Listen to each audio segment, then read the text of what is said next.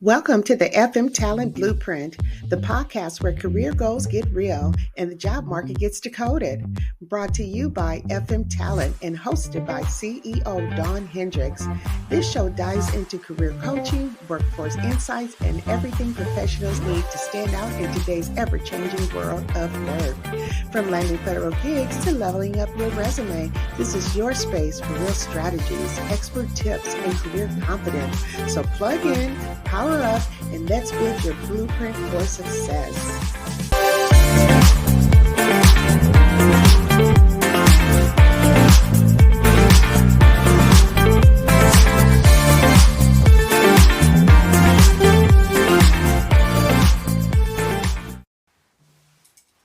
Hey, welcome back to the FM Talent Blueprint. I'm Dawn Hendrix, President and CEO of FM Talent, and thank you for being here today. If you're new to the show, and I guess everyone is at this point since this is only our second episode, but this is where we have real conversations about careers, the workforce, and how to make moves in today's ever-changing world of work. So we're not going to be stiff. This isn't scripted. It's just real insights that you can use. Today, I want to talk about work reimagined. So building a career in a world that continues to change. Because let's be honest, how we work, where we work, and how we show up professionally really isn't the same as it was even 2 years ago. So we're having to rewrite the rules whether you like it or not. Today, we're going to dive into two big topics. First, how to own your career in this new era of quiet hiring and blurred job descriptions. And then secondly, how to build a personal brand. So let's just jump in.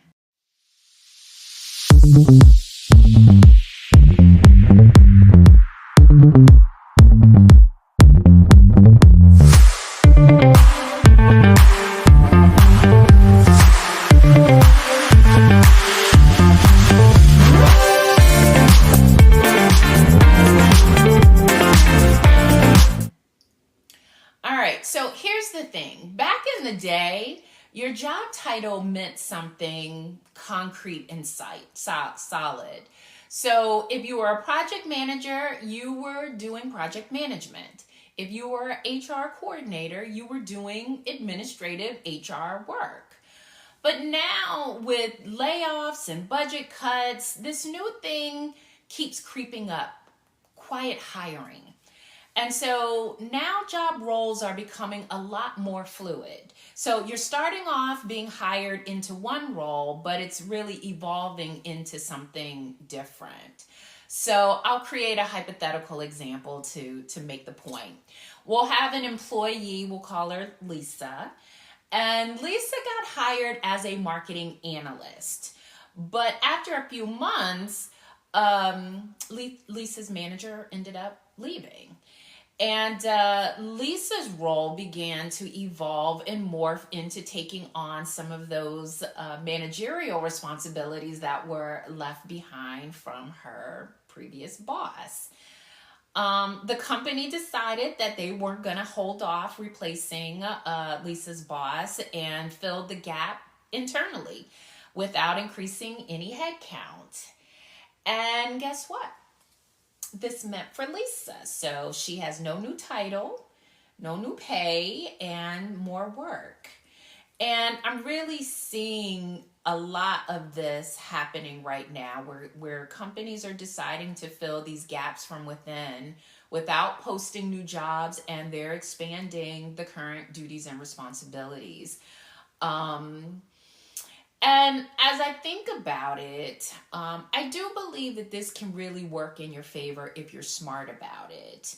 So let's kind of talk about the blueprint for how to shine in this kind of environment. Now, before I kind of give my thoughts on this, I am going to just say this. This is not for everyone. And so if the very concept of taking on additional responsibilities causes you resentment, then this isn't for you. Like, you're not the audience for this approach. This is really for people who are looking to expand their responsibilities and using the current environment as a launching pad to grow their skill set, to get more experience and exposure in a way that they may not ordinarily. So this is very unique and specific for a particular prototype that this will align for. But here, let me just go and say, if there is an opportunity in your organization that can be filled and you have the ability to fill it, my recommendation to you is to step up, document it, own it. We want people to associate you and your name with value add, knowing that you are going to help make things better. So that is my first recommendation. Second, I would say track what you're doing. So I am always amazed at how many people forget their big wins, the things that they do on a day-to-day basis. So what I like to recommend to people is to create a brag book. This is a place where you're putting the screenshots of your emails where your boss acknowledged your contribution, or a place where you're keeping the idea or the project plan that you created that saved your team 10 hours in execution time, or a financial spreadsheet that you created that the organization is now using as a template for budgeting and tracking expenditures. All of these are examples of things that we want to make sure that you are keeping track of, and that you're not just minimizing it as a thing. Because guess what? When the performance review time comes around, or a reorg, then you can have a conversation about the tangible receipts that you have, things that you actually accomplished. The third thing, and this is really where this one is really key, because this is really about your growth and using real data to support it. And so when you're having conversations and it's time to start formalizing some of the things that you did kind of pro bono, you can have a conversation like, I've enjoyed taking on some of these cross-functional responsibilities, and during that time I was able to accomplish X, Y, and Z. It challenged me in the best way, and I'd like to keep building on this. And then boom, you've highlighted your value to the company, and you're also signaling that you're ready for more. Now, let's switch gears a little bit and talk about personal branding. Before you even roll your eyes at me and say, Dawn, look, we're not trying to be a social media influencer. That's not the branding that I'm talking about. I'm talking about your professional brand, how you show up online, and specifically within LinkedIn. All right, I'm going to give you a true story. A friend of mine, we'll call him Marcus, was quietly looking for an opportunity, but he hadn't updated LinkedIn in years. And after we kind of talked about it and, what was giving him challenges, we realized that with a few little tweaks to his profile, adding a new headline, updating some bullet points, and a banner image, in a matter of days, he had, recruiters sliding into his inbox, really curious and wanting to have conversations about opportunities. So, you don't have to post, right? So, increasing that brand isn't about your postings, but how you're showing up online, on LinkedIn, having a clear, updated headline, using a friendly and professional profile photo, actually sharing what you do, not just a title. It's funny to me that people will put just this very basic information on their LinkedIn profiles, and they expect the recruiter to be clairvoyant and actually infer and know what they mean. So that's not it. You got to tell us what you want us to know about you.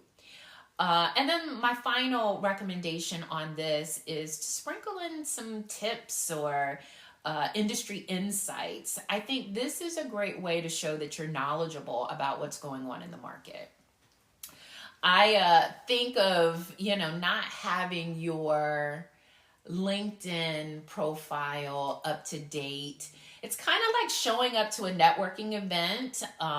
You wouldn't walk in with a crumpled resume from 2018 expecting to land your dream job. So, why aren't you presenting yourself in a polished, professional way online also?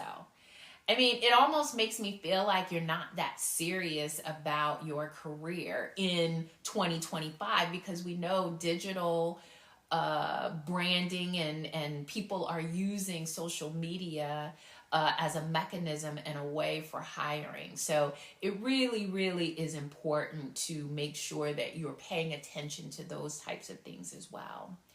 Now, if you're aiming for a federal role, you might be saying to me, Dawn, does any of this apply to me? And I will say yes. So even though the federal hiring process is more structured, the same themes really apply, right? So making sure that you're visible. The federal recruiters are also using LinkedIn. You also need to show your impact. Federal resumes doesn't mean that they have to be boring. And then finally, you still have to be adaptable. Agencies are shifting talent around internally the same way that the private sector is.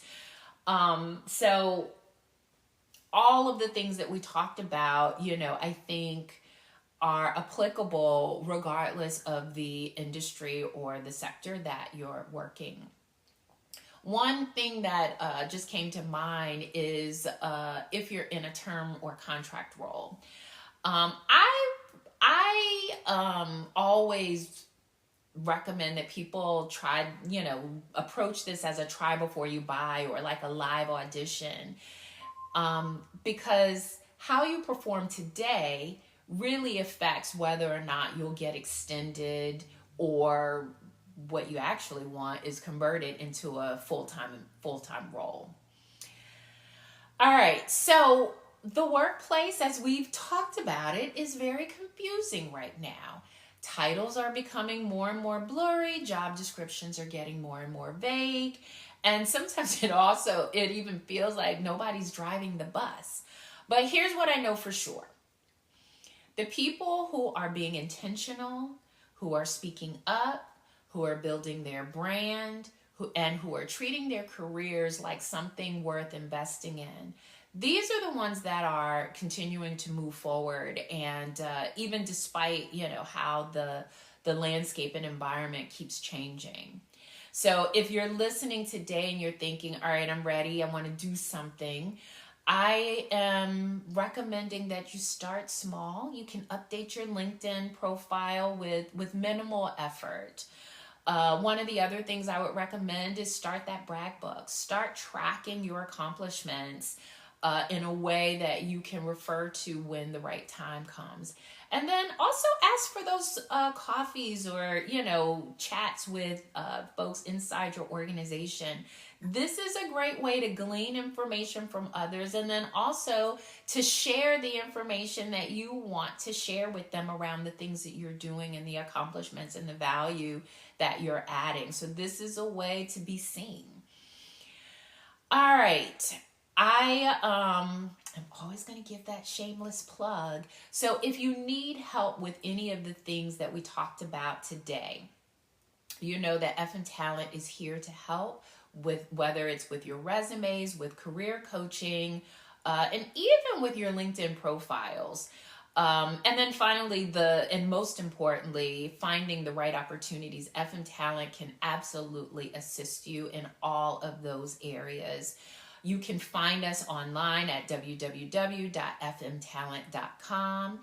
And I will ask you to subscribe to this podcast, the FM Talent Blueprint, if you haven't already. Share this episode with someone who's navigating work-life chaos right now. And then meet me back here next month for more real talk and real strategies. So until next time, stay focused, stay ready, stay building